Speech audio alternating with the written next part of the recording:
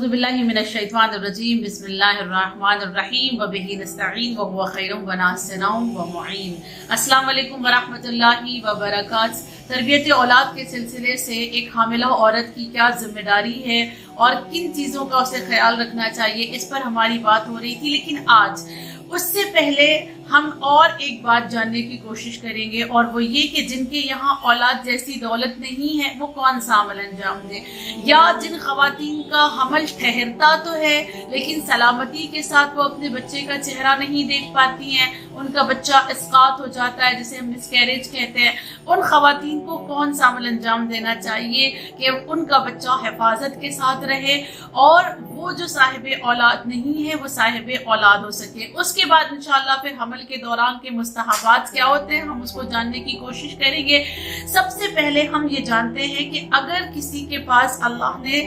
औलाद जैसी दौलत नहीं दी है, उस दौलत को पाने का पहला अमल क्या है। शेख बिहाई कहते हैं कि ये अमल जो बयान किया जाएगा अभी, इसको मैंने 900 औरतों को बताया और हर औरत अल्हम्दुलिल्लाह हमल से हुई और उनको अल्लाह ने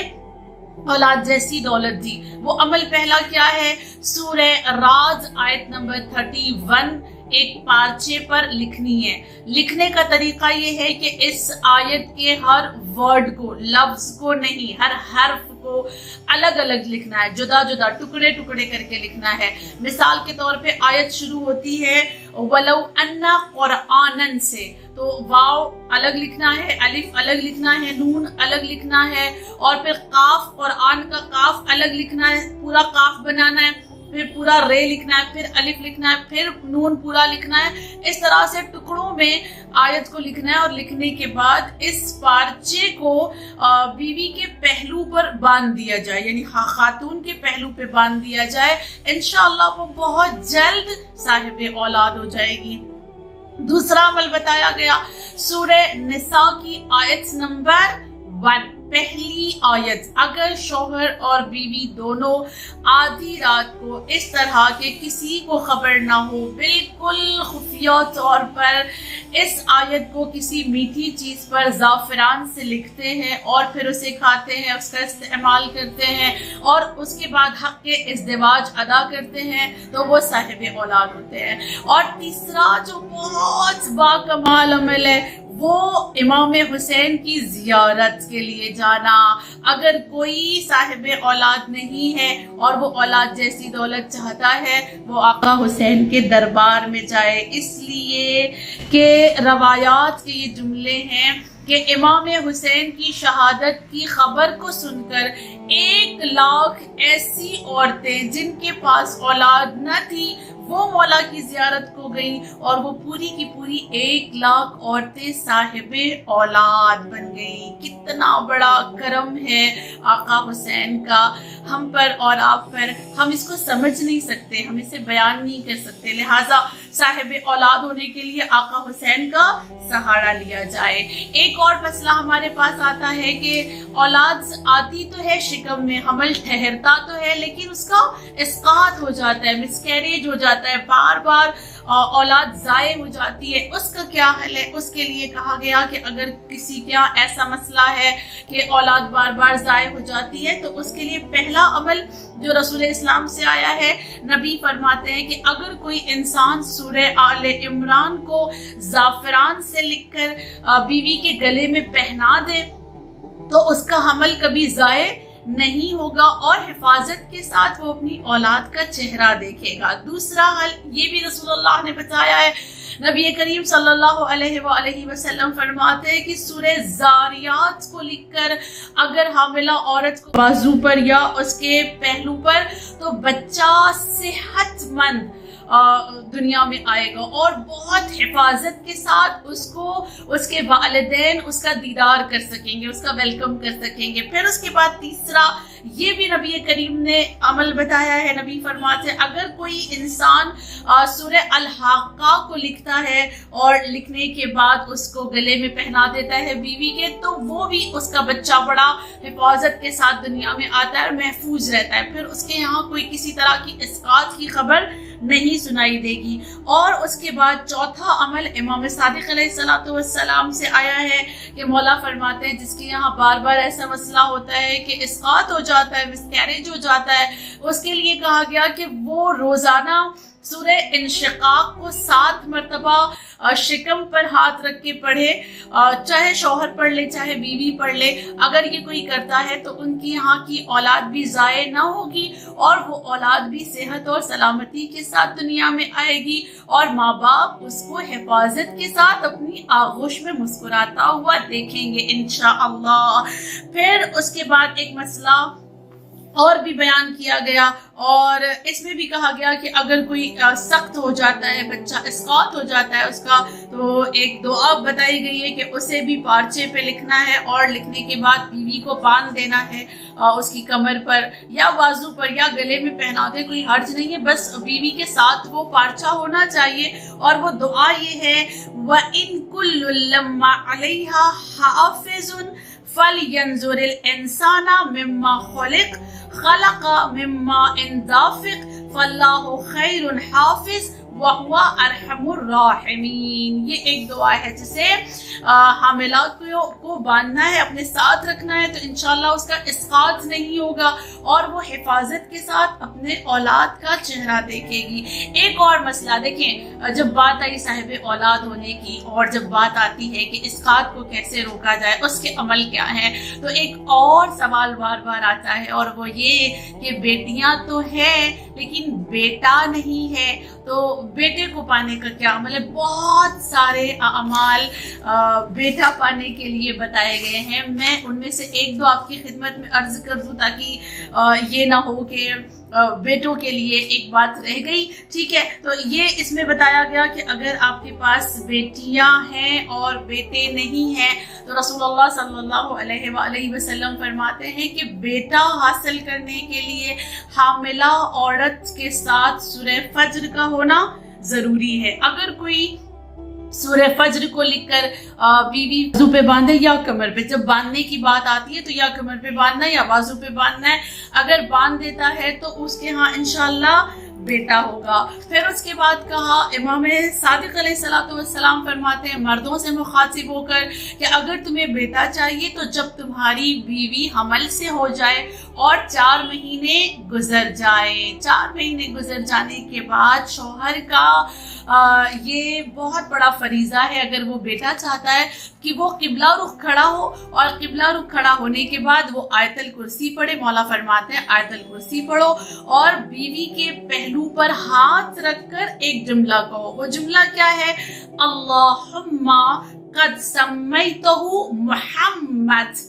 پروردگار عالم میں نے اس کا نام محمد رکھا، میں اس کا نام محمد رکھتا ہوں۔ اگر کوئی یہ کرتا ہے 4 مہینے گزر جائے اور اس کے بعد یہ عمل کرنا ہے، شوہر کو کرنا ہے، قبلہ رخ کھڑے ہو کے آیت الکرسی پڑھنا ہے، پہلو پر ہاتھ رکھنا ہے اور کہنا اللہم قد سمیتہ محمد، خداوند کریم میں نے اس کا نام محمد رکھا ہے، تو اس کے یہاں انشاءاللہ بیٹا ہوگا۔ جب وہ اپنی اولاد کا دنیا میں آنے سے پہلے ہی محمد نام رکھ دے، یا روایات کہتی ہے کہ اگر علی نام بھی رکھ دے تب بھی ان کے یہاں اللہ بیٹا عنایت کرتا ہے۔ جیسا کہ امام رضا علیہ السلام ایک مقام پر فرماتے ہیں کہ میرے والد کی جو کنیزیں تھیں ان کنیزوں کے ہاں اولاد نہ تھی اور ان کے ہاں بیٹے نہ تھے، اور ان کو چاہیے تھا کہ بیٹا ہو اور اولاد ہو، تو میرے بابا نے ان لوگوں سے کہا تھا کہ تم نیت کیوں نہیں کر لیتی کہ جب تم کو اللہ بیٹا دے گا تو تم نام علی رکھو گی، اور انہوں نے یہ نیت کی تو اللہ نے انہیں صاحب اولاد بھی کیا اور ان کو بیٹا عنایت کیا۔ یعنی کتنا اس میں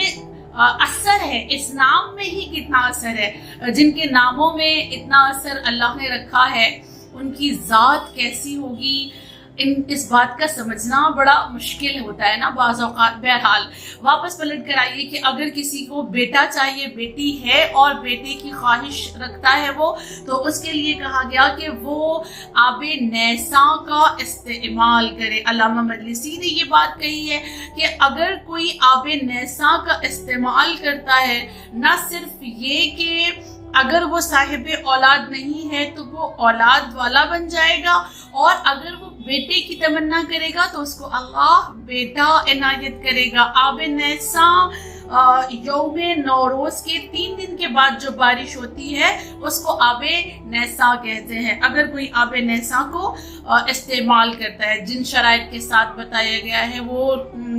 آب نیساں کی بہت ساری شرائط ہے اور اس کے استعمال کرنے کا بہت سارا طریقہ بھی بتایا گیا، کبھی اگر موقع ملا تو اس پر بھی انشاءاللہ گفتگو کریں گے۔ لیکن ابھی صرف یہ سمجھ لیں کہ آب نیساں کو استعمال کرنے سے انسان صاحب اولاد بھی ہو رہا ہے اور اس کو بیٹے جیسی دولت بھی عنایت ہو رہی ہے۔ اور اس کے بعد یہ کہا گیا کہ ایک انسان ایسا تھا جو امام رضا کے پاس آتا ہے جس کا نام حشام ابن ابراہیم ہے، اور وہ آ کر کہتا ہے کہ مولا میں اکثر بیمار بھی رہتا ہوں اور میرے پاس بیٹا بھی نہیں ہے، مجھے دونوں مسئلوں کا حل چاہیے۔ یعنی میں چاہتا ہوں کہ میرے جسم کی بیماری بھی ختم ہو جائے اور اللہ مجھے صاحب اولاد کر کے بیٹا بھی عنایت کرے۔ تو مولا نے اس سے فرمایا کہ بس یہ کیا کرو کہ جب نماز کا وقت ہو تو تم اپنے گھر میں اذان کو بآواز بلند پڑھا کرو، یعنی بآواز بلند تم اپنے گھر میں اذان دیا کرو۔ بعض اوقات یہ کہا جاتا ہے کہ جب اذان ہو رہی ہے تو ان کے الفاظ کو تم بآواز بلند اپنے گھر میں دہراتے رہو، جس کی وجہ سے بہت ساری برکتیں بھی آتی ہیں، بہت ساری بیماریاں ختم ہو جاتی ہیں۔ اور اگر کسی چیز کا اثر ہوتا ہے، مثال کے طور پہ جادو کا اثر ہے یا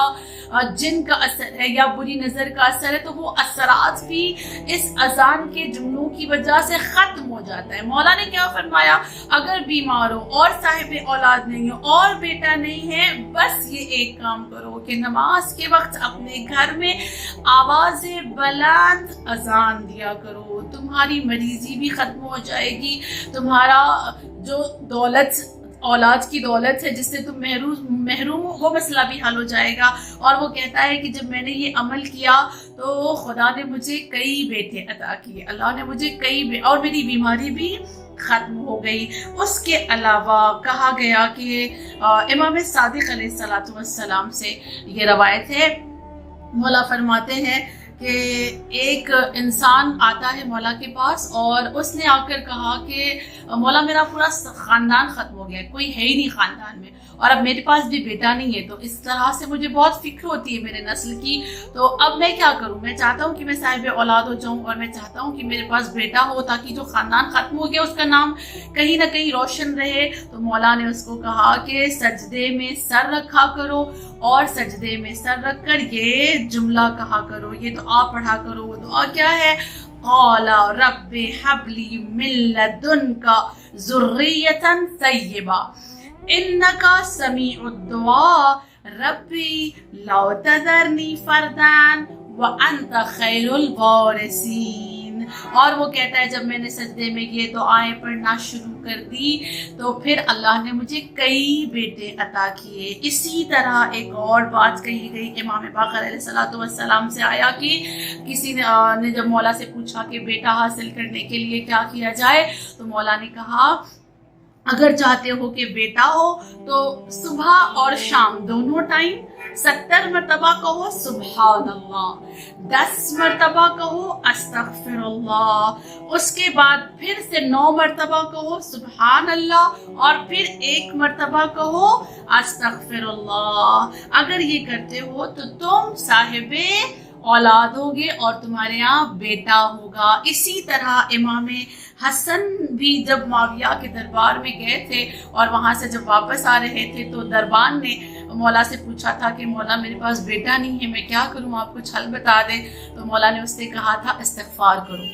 استغفار کرو۔ اور وہ کہتا ہے کہ میں نے جب استغفار کیا تو مجھے اللہ نے بیٹے عطا کیے، اور جب امیر شام نے اس دربان سے پوچھا کہ تجھے بیٹے کیسے ملے تو وہ کہتا ہے مجھے مولا نے بتایا تھا، استغفار کرنے کو کہا تھا اور میں نے استغفار کیا اور مجھے بیٹے مل گئے، اللہ نے مجھے بیٹے عطا کر دیے۔ تو مولا سے پوچھا اس نے باقاعدہ بلا کر کہ یہ استغفار کے ذریعے سے اولاد کیسے ملی، تو مولا نے قرآن کی آیت کو پڑھ کر اپنی بات کو دلیل کے ساتھ پیش کیا۔ مولا نے سورہ نوح کی آیت نمبر 10 سے لے کر 12 یعنی 10، 11، 12 3 آیتوں کو پڑھا، جس میں پروردگار عالم نے یہ کہا ہے کہ اگر تم استغفار کرتے ہو تو تمہارا مال تمہاری دولت، تمہاری اولاد کے ساتھ اللہ تمہاری مدد کرے گا. یعنی کتنی اہم باتیں ہیں اور کتنی خوبصورت باتیں ہیں. کسی مسئلے کا حل ایسا ہے ہی نہیں کہ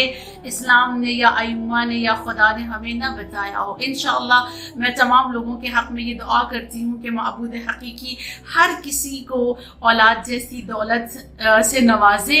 اور ان کے یہاں جو مسئلے ہیں اگر اولاد کے اسقاط کا خداوند کریم ان مسئلوں کو بھی حل کرے، اور ہر والدین کو اولاد جیسی دولت کو حاصل کر کے ان کی خوشیاں دیکھنا نصیب ہو. وآخر دعوانا ان الحمدللہ رب العالمین. اللہم صلی علی محمد و آل محمد وعجل فرج